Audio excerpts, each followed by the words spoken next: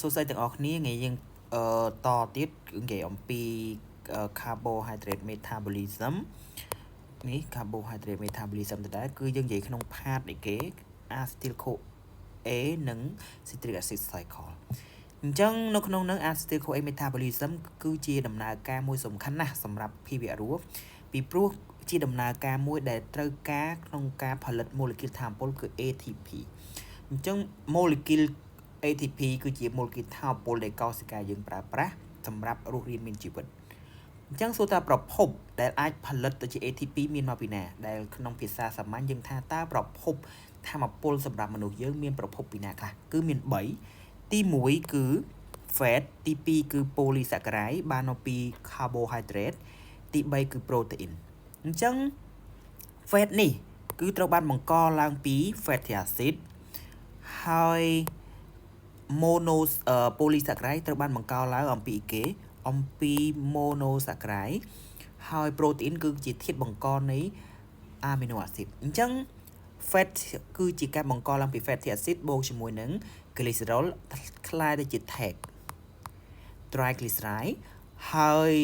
monosaccharide វាបង្កទៅជា polysaccharide ជាពួក starch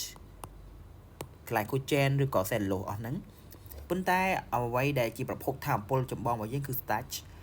និងមួយទៀតគឺproteins គឺបង្កឡើងអំពី amino acids អញ្ចឹងអា3នាក់ហ្នឹងពេលដែលចូលទៅក្នុងខ្លួនយើងវាត្រូវបំបែកទៅជាអីវាត្រូវបំបែកទៅជា molecule តូចរបស់វាវិញគឺ fatty acid monosaccharide amino acid ហើយអា3នាក់ហ្នឹងត្រូវបង្កើតទៅជា molecule មួយដែលមានឈ្មោះថា acetyl CoA អញ្ចឹង acetyl CoA ជាចំណុចរួមមួយដែលកោសិកាយើងប្រើប្រាស់សម្រាប់ផលិតនៅថាមពល ATP អញ្ចឹងដំណើរការវាយ៉ាងម៉េច acetyl CoA ចូលទៅក្នុង citric acid cycle TCA ឬក៏ Krebs cycle ដើម្បីចង់បានអីគេគឺវាចង់បាន molecule មួយឈ្មោះថា NADH NADH ជាអី NADH ជា molecule ដែល carrier ឬក៏ដឹកនាំអេឡិចត្រូនពីព្រោះហេតុអីបានគេថាវាជា molecule ដែលដឹកនាំអេឡិចត្រូននៅពេលដែលវា convert ពីណាគឺ convert ពី NAD បូកអញ្ចឹងដើម្បីคล้ายទៅជា NADH នេះវាត្រូវ plus ជាមួយនឹង hydrogen ប៉ុន្តែសួរថាបូកមិនកើតបងមួយនេះមានបន្ទុកបូកអានេះក៏មានបន្ទុកបូកคล้ายទៅជា NADH យ៉ាងម៉េចគឺវាមានពិធីមួយគេហៅថាជាប្រតិកម្មរេដុកម្មអញ្ចឹងប្រតិកម្មរេដុកគឺវាត្រូវបូក2អេឡិចត្រូននៅពេលដែលបូក2អេឡិចត្រូនវាคล้ายទៅជា molecule NADH អញ្ចឹងមានន័យថានៅក្នុង NADH មួយ molecule ផ្ទុកនៅ2អេឡិចត្រូនអញ្ចឹងគេហៅវាថាជា molecule carrier electron ឬក៏ដឹកនាំអេឡិចត្រូនអូខេបន្តទៀតយើងដល់anaerobic respiration ដែលកើតឡើងនៅក្នុង mitochondria អញ្ចឹងគេសួរថាតើយើងរៀនអំពី citric acid cycle គេសួរថាតើ citric acid cycle វាកើតនៅណា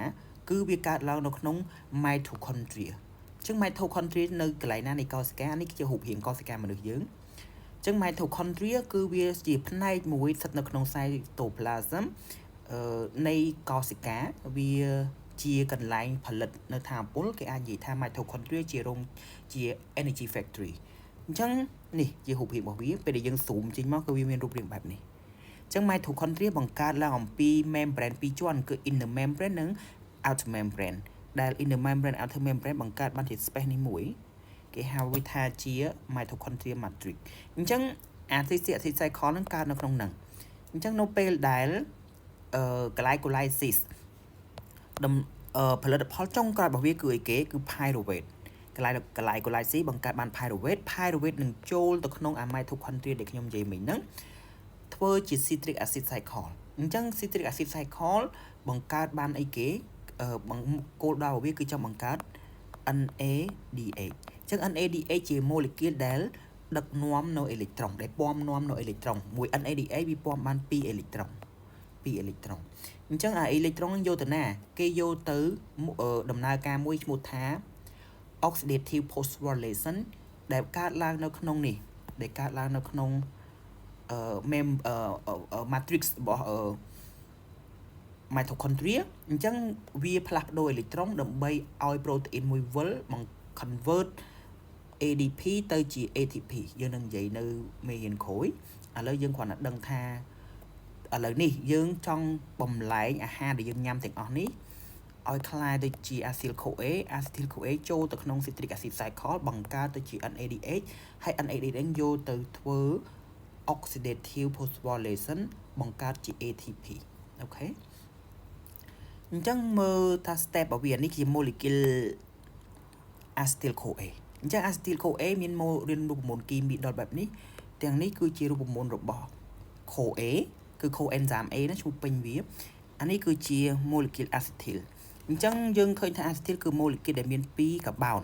អូខេអញ្ចឹងអា CoA នេះវាជាអ្នកអាច binding ទៅនឹងacetyl នេះដើម្បីក្លាយទៅជា acetyl CoA នេះយើងមើលដំណាក់កាលដំបូងនៃដំណើរការ citric acid cycle អូខេដំបូងគឺមានផលិតផលមួយគឺ pyruvate បានមកពី glycolysis ជាផលិតផលចុងក្រោយរបស់ glycolysis គឺ pyruvate ដែលមាន3 carbon អញ្ចឹង pyruvate ត្រូវបំលែងខ្លួនវាទៅជា acetyl CoA សិនមុននឹងចូលទៅក្នុង citric acid cycle អញ្ចឹងដល់សំណួរសួរថាបំលែងយ៉ាងម៉េចទៅគឺ pyruvate នេះវាត្រូវ3 carbon វាត្រូវបូកជាមួយនឹង CoA coenzyme A នេះ CoA របស់យើងគឺប៉ុណ្នេះបូកមកនេះហើយវាបូកជាមួយនឹង molecule NAD បូកឲ្យផលដូចជា acetyl CoA បូកនេះគេបាន2 carbon បូកជាមួយនឹងអីគេ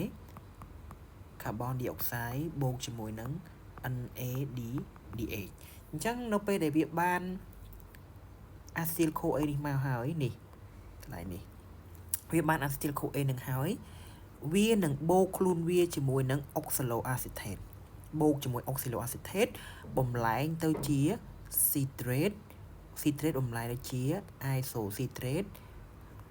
alpha ketoglutarate បំលែងទៅជា succinyl CoA បំលែងទៅជា succinate ហើយ succinate បំលែងទៅជា fumarate ហើយ fumarate មក convert ទៅជា malate ចុងក្រោយបូកคล้ายដូចជា oxaloacetate វិញអញ្ចឹងសំណួរសួរថានៅពេលដែល glycolysis បង្កើតបាន pyruvate បង្កើតបាន acetyl CoA ហើយវាយកមកបូកជាមួយនឹង oxaloacetate ទៅចូលទៅក្នុង cycle នឹងបានដោយបង្កើតទៅជា citrate ដំបូងគេសំណួរសួរថាតើ oxaloacetate បានមកពីណាគឺបានមកពីអា cycle មុនគឺ malate នឹងត្រូវបានបង្កើតទៅជា oxaloacetate នេះអញ្ចឹង oxaloacetate នេះរងចាំនៅ acetyl CoA នេះមកជួបវានឹងបន្ត cycle នឹងមកជុំទៀត